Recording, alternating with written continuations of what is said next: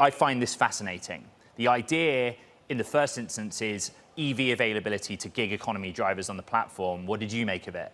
Yeah, I mean, look, Uber has so far done a great job of establishing a network outside the US, and obviously they don't have access to the China market. So these are the pockets where it has the #1 position. And, moving to the EV side makes a ton of sense. So clearly, Tesla isn't partnering with them. I mean, we know Tesla wants to go to robotaxis through their own app. They're not looking to use one of these ride-sharing guys. And I think it makes sense for Uber to collaborate with all these OEMs, whether it's BYD or Kia or anyone else. Well, just real quick, collaborate, no financial terms between the two companies disclosed. I found the autonomous paragraph very important. BYD's future autonomous capabilities on the Uber platform. You know about my reporting on robotaxi with Tesla.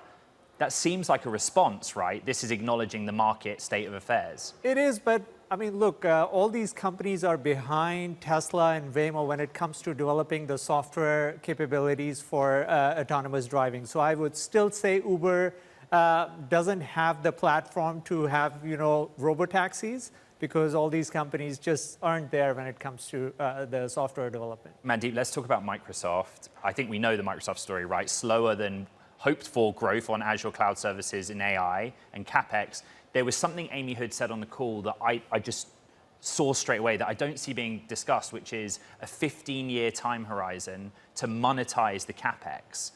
That's a bit of a clue of how long this is going to take to be real, right?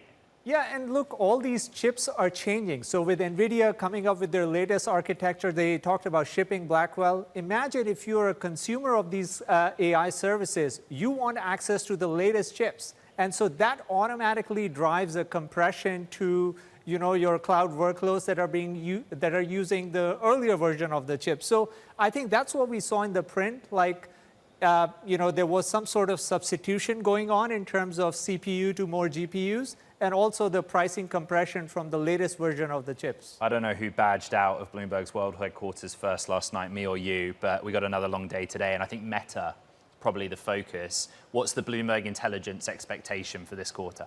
I mean, you want to see top-line growth in excess of 20%. And remember, the comps get tougher in the second half. So this is the last quarter. Because they had such a great year last year. Exactly, in the second half. Yes. And so clearly, you want to see ad pricing continue to trend higher. Pinterest wasn't very convincing last night in terms of that ad pricing. And given Meta has the most GPU allocation, they're the biggest deployers of generative AI. That's the thing, just real quick. We know they're buying that volume of H100s. We know the CapEx commitment. So what is it they're going to have to do to tell the market, this is a success for us in AI? And they don't have a cloud revenue that's $5 billion run rate coming from AI. So it has to reflect in that ad pricing and ad revenue. And you want to see that momentum, the 20% plus growth rate.